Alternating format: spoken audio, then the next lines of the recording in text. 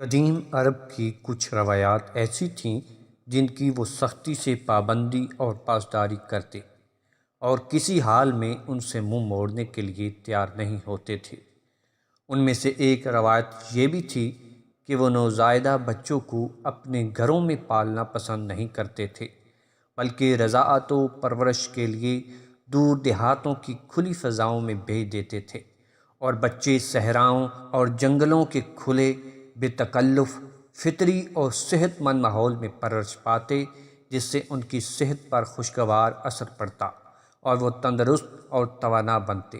ان میں جفاکشی، استقلال اور حوصلہ بندی کی صفات پیدا ہوتی۔ اللہ کے محبوب صلی اللہ علیہ وآلہ وسلم صحابہ کرام سے فرمایا کرتے کہ میری عربی تم سب سے بہتر ہے، میں قریشی ہوں اور میں نے بنو سعد میں پرورش پائی ہے۔ آپ صلی اللہ علیہ وآلہ وسلم کی پرورش میں جن خواتین نے رضاعت کی ذمہ داری سر انجام دی ہے وہ یہ ہیں: حضرت ثویبہ اسلمیہ۔ والدہ ماجدہ کے بعد حضرت حلیمہ سعدیہ کے پاس جانے سے پہلے آپ صلی اللہ علیہ وآلہ وسلم کو ان کے چچا ابو لہب کی باندی حضرت ثویبہ نے دودھ پلایا۔ جس وقت آپ صلی اللہ علیہ وآلہ وسلم نے دودھ پیا اس وقت وہ آزاد ہو چکی تھیں، کیونکہ ابو لہب کو بھتیجے کی ولادت کی خبر حضرت ثویبہ نے جس وقت دی تھی اسی وقت ابو لہب نے ان کو آزاد کر دیا تھا۔ اس کا صلہ ابو لہب کو بھی ملا کہ اسے جہنم کی دہکتی ہوئی آگ میں تھوڑا سا پانی نصیب ہو گیا۔ روایت میں آتا ہے کہ جب ابو لہب مر گیا تو کسی گھر والے نے اس کو خواب میں برے حال میں دیکھا تو پوچھا کہ تیرے ساتھ کیا معاملہ کیا گیا؟ اس نے جواب دیا کہ جب سے تم سے جدا ہوا ہوں سخت عذاب میں مبتلا ہوں، البتہ ثویبہ کے آزاد کرنے کی وجہ سے تھوڑا سا پانی مل جاتا ہے۔ حضرت ثویبہ رضی اللہ تعالی عنہا نے آپ صلی اللہ علیہ وآلہ وسلم کو اپنے بیٹے مسروح کے ساتھ تقریباً 4 ماہ دودھ پلایا۔ انہی ایام میں حضرت ثویبہ رضی اللہ تعالی عنہا نے آپ صلی اللہ علیہ وآلہ وسلم کے چچا حضرت حمزہ بن عبد المطلب اور ابو سلمہ عبداللہ بن عبد الاسد مخزومی کو بھی دودھ پلایا۔ اس طرح یہ نبی اکرم صلی اللہ علیہ وآلہ وسلم کے رضاعی بھائی ہوئے۔ نبی اکرم صلی اللہ علیہ وآلہ وسلم ہجرت کے بعد مکہ آنے جانے والوں کے ذریعے ان کی خدمت میں تحفے اور کپڑے بھیجا کرتے تھے۔ سن 7 ہجری میں خیبر سے واپسی کے موقع پر آپ صلی اللہ علیہ وآلہ وسلم کو ان کی وفات کی خبر موصول ہوئی۔ آپ صلی اللہ علیہ وآلہ وسلم نے اس موقع پر ان کے بیٹے مسروح کے بارے میں بھی پوچھا کہ ان کا کیا حال ہے، تو آپ صلی اللہ علیہ وآلہ وسلم کو یہ بتایا گیا کہ مسروح کا ثویبہ سے پہلے انتقال ہو چکا ہے اور اب ان کا کوئی عزیز و قریب دنیا میں نہیں ہے۔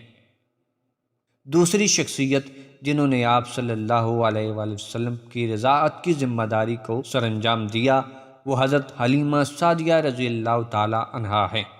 عرب میں دستور تھا کہ شرفاء اپنے شیر خوار بچوں کو ابتدا ہی سے دیہات میں بھیج دیتے تھے تاکہ وہ دیہات کی صاف و شفاف آب و ہوا میں اور شہر کی مخلوط تہذیب و زبان سے دور خالص عربی تہذیب میں نشو و نما پائیں، تاکہ ان کی زبان فصیح ہو اور خالص عربی تمدن و خصوصیات سے وہ آراستہ ہوں۔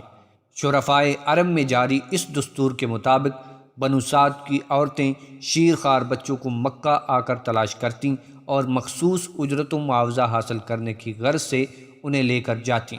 جس سال نبی اکرم صلی اللہ علیہ وآلہ وسلم کی ولادت باسعادت ہوئی تو حسب رواج بنو سعد کی خواتین مکہ آئیں، جن میں حضرت حلیمہ سعدیہ رضی اللہ تعالی عنہا بھی شامل تھیں۔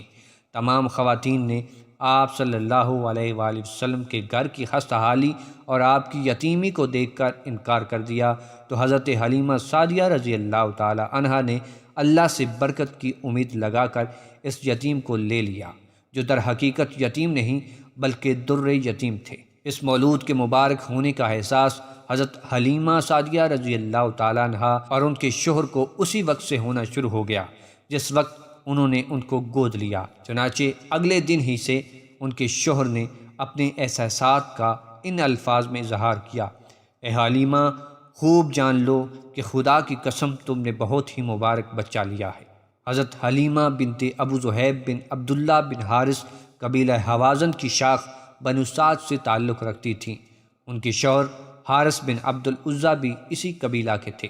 حضرت حلیمہ سعدیہ رضی اللہ تعالیٰ عنہا کے ہاں ایک بیٹا عبداللہ اور دو بیٹیاں انیسہ اور حذیفہ تھیں۔ حذیفہ شیمہ کے نام سے مشہور تھیں۔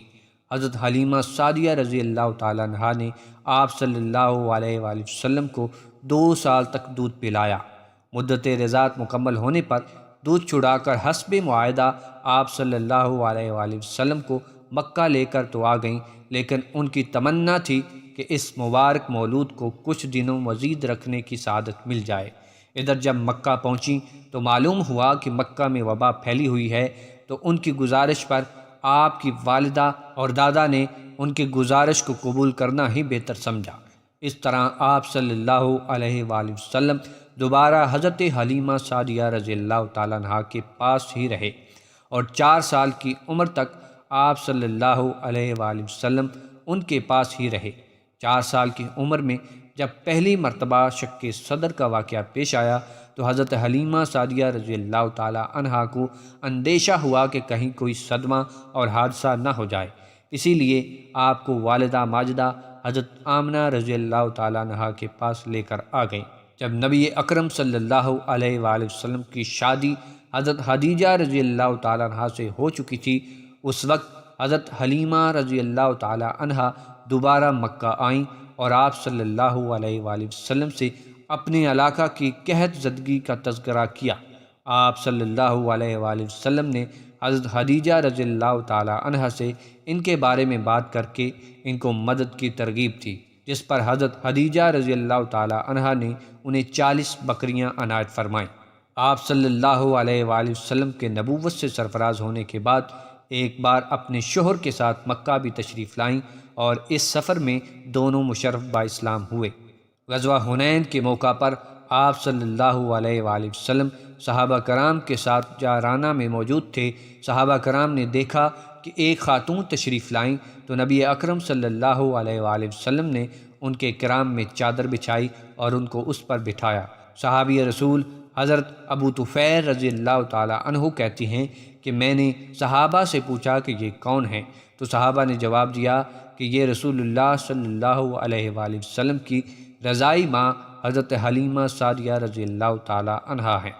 حضرت حلیمہ سعدیہ رضی اللہ تعالیٰ عنہا کی وفات مدینہ منورہ میں ہوئی اور وہ جنت البقیع میں محو خواب ہے۔ تیسری خوش نصیب شخصیت میں حضرت ام فروہ رضی اللہ تعالیٰ عنہا کا نام بھی آتا ہے۔ حافظ ابو العباس جعفر بن محمد مستغفری نے آپ صلی اللہ علیہ وآلہ وسلم کی رضائی ماؤں میں حضرت ام فروہ رضی اللہ تعالیٰ عنہا کا بھی ذکر کیا ہے، اور انہی سے دیگر سیرت نگاروں نے اس کو نقل کیا ہے۔ صاحب سیرت حلبیہ لکھتے ہیں کہ آپ صلی اللہ علیہ وآلہ وسلم کو حضرت ام فروہ رضی اللہ تعالیٰ عنہا نے دودھ پلایا۔ آپ صلی اللہ علیہ وآلہ وسلم کی خدمت میں بنو سلیم کی 3 خواتین بھی شامل ہیں۔ سیرت نگاروں نے لکھا ہے کہ آپ صلی اللہ علیہ وآلہ وسلم کو بنو سلیم کی 3 کنواری لڑکیوں نے بھی دودھ پلایا۔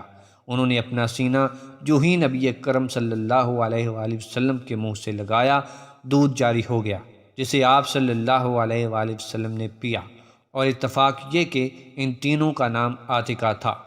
خصائص صغریٰ کے حوالے سے سیرت حلبیہ میں یہ روایت نقل ہے کہ جس خاتون نے بھی نبی اکرم صلی اللہ علیہ وآلہ وسلم کو دودھ پلایا وہ بعد میں اسلام لے آئیں۔